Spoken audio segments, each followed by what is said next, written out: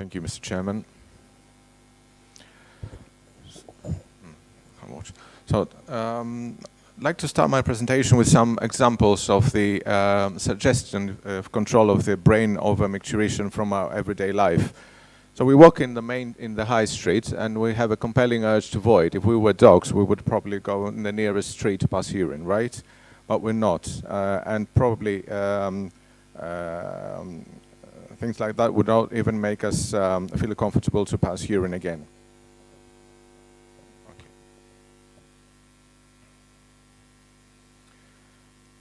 So you find yourself in a public urinal. Would you feel more comfortable passing urine like that, or like that probably? And then you're in the middle of nowhere, and you have the same compelling urge to void. You drive, you stop your car, and you go to the nearest field to pass urine. Would you feel comfortable like that, or would you feel more comfortable having a toilet in the middle of nowhere to pass urine? But we're not dealing with us, we're dealing with our patients, and this is what we get from our outpatients and about our patients' everyday life. How can you actually explain the placebo effect, which goes up to 40% in OAB studies? How do you explain the latchkey phenomenon? And how do you explain the urgency that our patients get at the sound of running water, or the urgency incontinence they get when washing hands? Well, there's a lot of theories and about the brain control of lower urinary tract function, most of them deriving from animal studies, and now we have a proposal of 3 circuits that underline the brain control over LUT function. The first circuit, as you can see here up in the insula and the prefrontal cortex, is one that deals with registration of bladder sensory information and preparation of motor responses. The second circuit, which is subcortical and corresponding with the limbic system, is dealing with the pattern and environmental recognition and relates to the urinary status to the emotional state. And then the third circuit is frontal and deals with contextualization of bladder sensory information with preconscious and conscious control over bladder filling and voiding. It's actually the seat of the void, no void decision. Cognitive processing, though, has a sensitive dependence on a number of factors: cerebral blood flow, connectivity in neural networks, neurotransmitters, metabolic activity, and speed of processing, and a small change in any of them could result in radical differences in subsequent functioning of the prefrontal cortex. Efficient cognitive functioning also largely depends on the integrity of white matter, the density of synaptic connections, and is caused by interactions with the external environment. There has been already discussion over the past few years whether OAB is a brain disease. Here is an image showing the grading of white matter hyperintensities, what is called the white matter disease. And you can see there is already 4 grades of distinct white matter lesions starting from the ventricular area and expanding around the brain. These are thought to be connected to chronic cerebral ischemic lesions, but also atherosclerosis is a systemic disease causing pelvic bladder ischemia, but also affects cerebral arteries. So it has been proposed that the white matter disease is associated with vascular dementia, vascular Parkinsonism, and vascular incontinence based on data, but it could also become an anatomical substrate of the brain etiology of overactive bladder. Already there is epidemiological data to suggest that the more the grade of the white matter disease increases, the more nocturia and urgency incontinence our patients get. But there seems to be some association also with the emotional control of micturition. Here in this study they used the MMSE and FAB questionnaires and found that there was an association of detrusor overactivity with inhibitory control. And we also know that brain perfusion seems to be most severely affected in the frontal lobe of patients with white matter disease. So the question is whether prefrontal cortex controls decision making and emotion related to bladder function, and whether white matter disease affects frontal cortex function, leading to DO and behavioral changes. A lot of it has to do with aging, probably. And in a population-based autopsy study of the brains of aged people who had not been diagnosed with a neurological disease, They consistently reported synaptic dystrophy, loss of neurons, and loss of brain volume. Here's a 4-year study in 92 non-demented older adults, which showed significant age changes in both gray and white matter volumes, even in a subgroup of very healthy elderly individuals.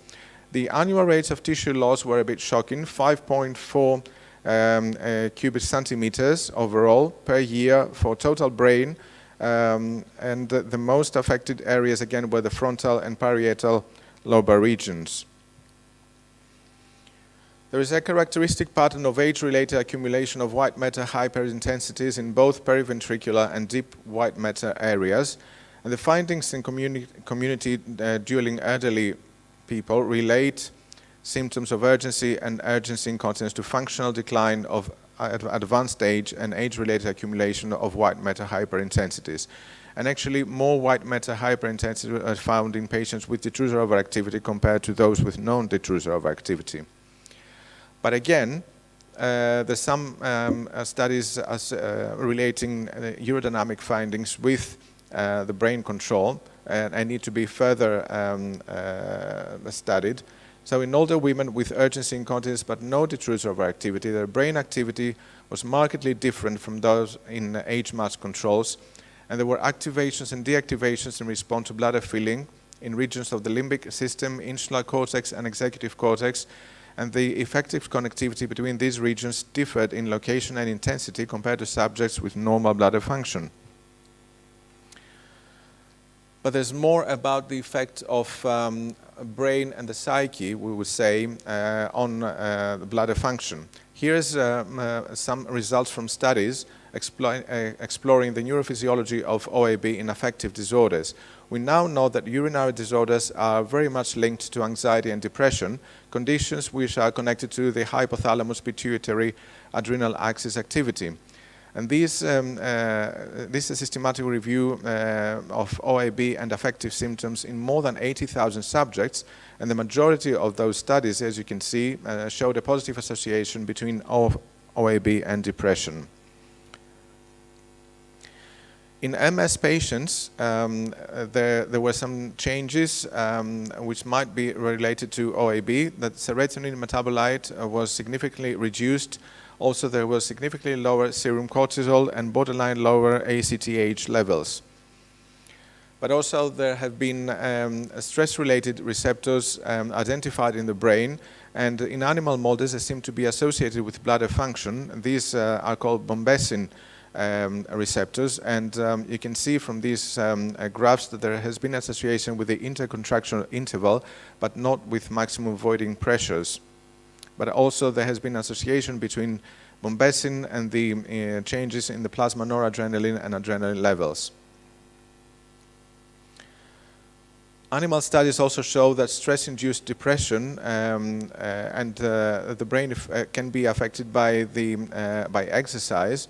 There's a treadmill exercise which enhanced serotonin synthesis through upregulation of its receptors and improved stress-induced depression.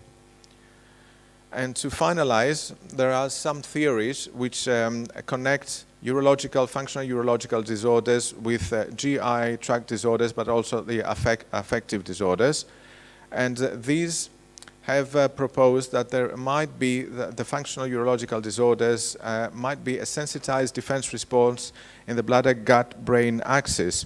Actually, there's already data to show that the bladder-gut-brain axis might be associated, so the gut-brain axis might be associated with Parkinson's disease. And here's what the theory says, that external psychological and or physical adverse events can negatively affect the body via the brain, the bladder-gut-brain axis, which can also be affected by internal threats such as infections and dysbiosis. Emotional, cognitive, and behavioral consequences include functional urological and gastrointestinal disorders, parts of which might be related to altered immunological, endocrine, and nervous system signaling, as you can see from this image. So in summary, there's increasing evidence to support a causative association between brain-related organic and psychological factors and overactive bladder. Aging-related processes, and in particular the development of white matter disease, seem to be connected to overactive bladder symptoms such as urgency, incontinence, and nocturia, as well as to detrusor overactivity, but the mechanisms are still speculative. Aging affects both the brain and the bladder, but to what extent respective changes are interrelated warrants further investigation.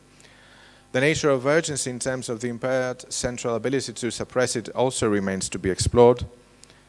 And the interrelationship between affective disorders and lower urinary tract dysfunction is evidence-based, at least from animal studies, but human studies are still at an observational level and warrant more intense study in the future. Thank you for your attention.